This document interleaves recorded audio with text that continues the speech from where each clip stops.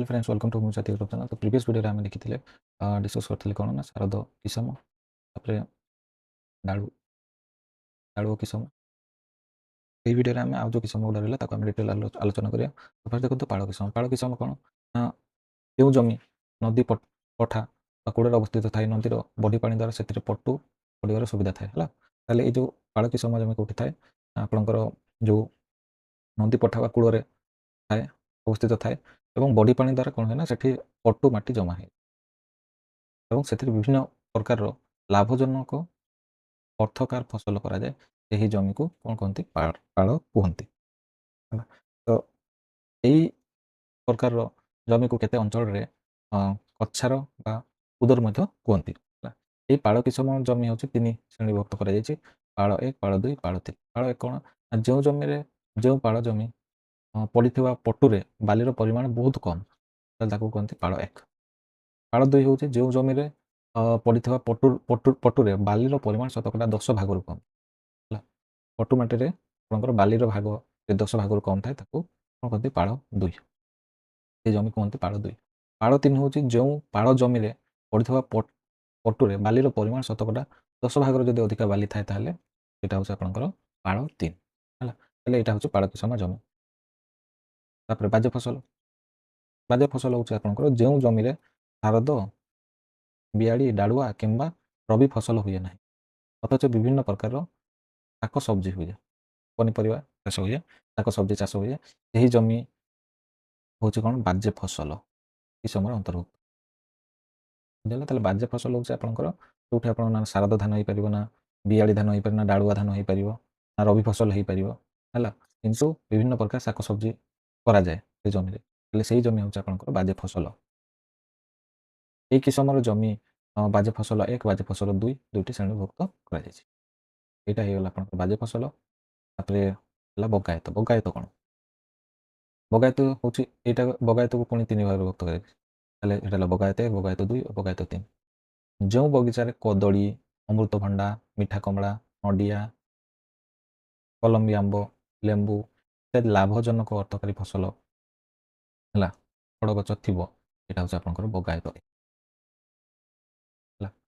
आपंकर लाभजनक अर्थकारी फसल थाए से हूँ आपंकर बगायत एक बगीचा बगायत कौन बगीचा देशी आंब पणस इत्यादि मध्यम धरण जो फल गछ थिबा बगीचा हूँ बगायत दुई है। जो बगीचार आपंकर देशी आंब पणस मध्यम धारण फल गछ थाए से आपंकर बगायत दुई।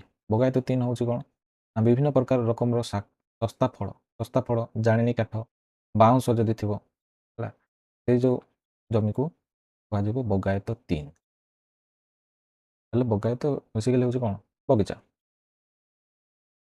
तापर है जलाशय जलाशय हूँ आपंकर पोखरी पोखरी बंध पट्टा मुंड पोखरी मराड़ पाम्फी जुआ गाडिया इत्यादि यह हूँ कौन जलाशय है।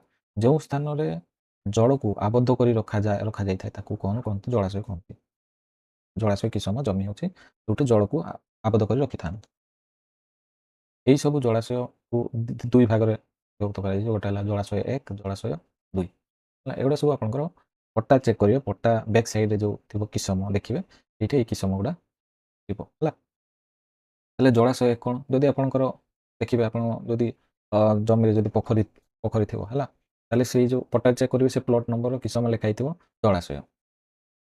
जलाशय दुई प्रकार दुईटी श्रेणीभुक्त कर जलाशय एक हूँ आप जो जलाशय वर्षर सबु समय पानी रहे एक जलाशय किसम है। जलाशय एक किसम जलाशय एक किसम माने पूरा वर्ष सारा पानी थो वर्ष सारा यहाँ हूँ आप जलाशय एक। गाँव में देखिए गोटे गोटे पोखरी अच्छी देखिए से मानते वर्ष सारा पानी थाए ସେଇଟା ହେଉଛି ଆପଣଙ୍କର ଜଳାଶୟ ଏକ।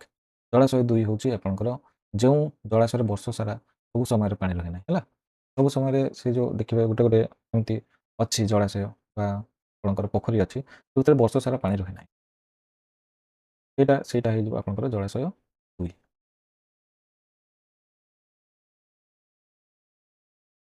ତାପରେ ରହିଲା ଘରବାଡ଼ି। ଘରବାଡ଼ି ଜମି ତ ଆପଣ ସମସ୍ତେ ଜାଣିଥିବେ, ଯେଉଁଠି ଆପଣ ଘର କରି ରହିଥିବେ ସେ ପ୍ଲଟ୍‌ଟି ଚେକ୍ କରିବେ ଦେଖିବେ, ସେ ପ୍ଲଟ୍‌ର କିସମ ଲେଖା ହେଇଥିବ ଘରବାଡ଼ି।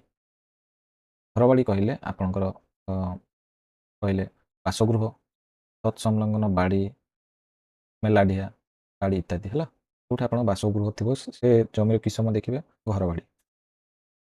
ଏହି ପ୍ରକାରର ଜମି ଗ୍ରାମାଞ୍ଚଳରେ ତ କେବଳ ଗୋଟେ ଲେଖା ହେଇଥିବ ଘରବାଡ଼ି। ଯଦି ଘରବାଡ଼ି କିସମ ଥିବ ଘରବାଡ଼ି ଲେଖା ହେଇଥିବ ହେଲା, କିସମ ରେକର୍ଡ଼ କରାଯାଇଥାଏ। କିନ୍ତୁ ଗ୍ରାମାଞ୍ଚଳ ବ୍ୟତୀତ ସହର ଓ ଉପସହରରେ ଏ ଯେଉଁ ଘରବାଡ଼ିକୁ 3 ଭାଗରେ ବିଭକ୍ତ କରାଯାଇଛି। ଏହା ହେଉଛି ଘରବାଡ଼ି 1, ଘରବାଡ଼ି 2 ଆଉ ଘରବାଡ଼ି 3 ହେଲା। ଆଉ ରହିଲା ଅନ୍ୟାନ୍ୟ ଜମି। ଅନ୍ୟାନ୍ୟ ଜମି ଆପଣଙ୍କର ଦେଖିଥିବ ପତିତ କିସମ ଜମି ଲେଖା ହେଇଥିବ ଗୋଟେ ଦେଖିବେ। ପତିତ ହେଉଛି କ'ଣ ନା କୌଣସି ବ୍ୟକ୍ତି ଜମି ଚାଷ ନ ହୋଇ ଦୀର୍ଘ ଦିନ ଧରି ପଡ଼ିଆ ପଡ଼ିଲେ ତାହା ପତିତ କିସମ ରେକର୍ଡ଼ କରାଯାଏ। ହେଲେ ଆମେ କ'ଣ ଦେଖିଲେ? ଆମେ ଦେଖିଲେ ପାଳ ହେଉଛି ଆପଣଙ୍କର ନଦୀ ପଟା କୂଳରେ ଅବସ୍ଥିତ ଏବଂ ଯେତେବେଳେ ନଈ ବଢ଼ି ହୁଏ ସେତେବେଳେ କ'ଣ ହୁଏ ନା ପଟୁ ମାଟି ଜମା ହୁଏ। ସେମିତି ଜମିକୁ କ'ଣ କୁହାଯାଏ? ପାଳ କୁହାଯାଏ ହେଲା। ପାଳକୁ ପୁଣି ବାଲିର ପରିମାଣକୁ ନେଇକି 3 ଭାଗରେ ବିଭକ୍ତ କରାଯାଇଛି। ପାଳ 1, ପାଳ 2, ପାଳ 3। ପାଳ 1 ମାନେ କ'ଣ? ପାଳ 1 ମାନେ ହେଉଛି ଆପଣଙ୍କର ସେଇ ଯେଉଁ ପାଳ ଜମିରେ ବାଲିର ପରିମାଣ ବହୁତ ନଗଣ୍ୟ, ବହୁତ କମ୍, ତାହେଲେ ପାଳ 1। ପାଳ 2 ହେଲା 10 ଭାଗରୁ କମ୍ ଥିଲେ ବାଲିର ପରିମାଣ, ତାହେଲେ ପାଳ 2। ପାଳ 3 ହେଉଛି 10 ଭାଗରୁ ଯଦି ବେଶୀ ଥାଏ ବାଲି, ତାହେଲେ ପାଳ 3। ବାଜ ଫସଲ ତ ହେଉଛି ଯେଉଁଠି ନା ଶାରଦ ହେଇପାରିବ, ନା ବିଆଳି, ନା ଡାଳୁଆ ଧାନ ହେଇପାରିବ, କିମ୍ବା ରବି ଫସଲ ହେଇପାରିବନି, ଯେଉଁଠି ଶାକସବ୍ଜି ଚାଷ କରାଯାଏ, ସେଇଟା ହେଇଯିବ ଆପଣଙ୍କର ବାଜ ଫସଲ। ତାପରେ ହେଇଗଲା ଆପଣ ବଗାୟତ ହେଉଛି ବଗିଚା ହେଲା, ଯେଉଁଠି ଆପଣଙ୍କର 3 ଭାଗରେ ପୁଣି ବିଭକ୍ତ କରାଯାଇଛି। ଯେଉଁ ବଗିଚାରେ କଦଳୀ, ଅମୃତଭଣ୍ଡା, ମିଠା, ନଡ଼ିଆ, କମଳା, ନଡ଼ିଆ ଏଗୁଡ଼ା ଥାଏ, ସେଗୁଡ଼ା ହେଉଛି ବଗାୟତ 1। ଦେଶୀ ଆମ୍ବ, ପଣସ, ମଧ୍ୟମ ଧରଣର ଯଦି ଥାଏ ସେଗୁଡ଼ା ବଗାୟତ 2। ଏବଂ ବିଭିନ୍ନ ରକମ ଶସ୍ତା ଫଳ, ଜାଳେଣୀ କାଠ ଆଉ ବାଉଁଶ ଯଦି ଥିବ ସେଇଟା ହେଉଛି ବଗାୟତ 3। ଆଉ ଜଳାଶୟ ହେଲା ଆପଣଙ୍କର ଯେଉଁ ଜମିରେ ଦେଖିବେ ଜଳକୁ ଆବଦ୍ଧ କରି ରଖାଯାଇଥାଏ, ସେଇଟା ହେଉଛି ଆପଣଙ୍କ ଜଳାଶୟ କୁହାଯାଏ ହେଲା। ଜଳାଶୟ ପୁଣି 2 ପ୍ରକାର ଜଳାଶୟ 1 ଜଳାଶୟ 1 ହେଉଛି ଆପଣଙ୍କର ବର୍ଷ ସାରା ପାଣି ରହିବ। ଜଳାଶୟ 2ରେ ଆପଣ ବର୍ଷ ସାରା ପାଣି ରହିବ ନାହିଁ। ଘରବାଡ଼ି ହେଉଛି ଯେଉଁଠି ଆପଣ ବାସଗୃହ ଥିବ ହେଲା, ସେ ଜମିର କିସମ ଘରବାଡ଼ି ହେଲା। ଗ୍ରାମାଞ୍ଚଳରେ ତ କେବଳ ଘରବାଡ଼ି ଲେଖାଯାଏ, କିନ୍ତୁ ସହର ବା ଉପସହରରେ ଆପଣଙ୍କର 3 ଲେଖାଯାଏ। 3 ଭାଗରେ ବିଭକ୍ତ କରାଯାଇଛି। ଘରବାଡ଼ି 1, ଘରବାଡ଼ି 2, ଘରବାଡ଼ି 3।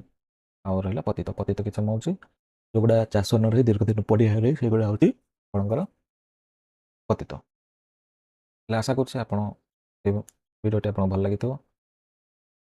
ଏବଂ ଯଦି ଭିଡ଼ିଓଟି ଭଲ ଲାଗିଥିବ ଭିଡ଼ିଓଟିକୁ ଲାଇକ୍ କରନ୍ତୁ, ଚ୍ୟାନେଲକୁ ସବସ୍କ୍ରାଇବ୍ କରନ୍ତୁ ଏବଂ ବେଲ୍ ଆଇକନ୍ ପ୍ରେସ୍ କରନ୍ତୁ, ସୋ ଦ୍ୟାଟ୍ ଯଦି ନୂଆ ଭିଡ଼ିଓ ଅପଲୋଡ଼ ହୁଏ ତାହେଲେ ଆପଣ ଅପଡେଟେଡ୍ ରହିବେ। ଯଦି ଆପଣଙ୍କର କିସମ ରିଲେଟେଡ୍ ଯଦି କିଛି ଡାଉଟ୍ ଥିବ ତାହେଲେ କମେଣ୍ଟ ସେକ୍ସନରେ ପଚାରିପାରିବେ। Thank you.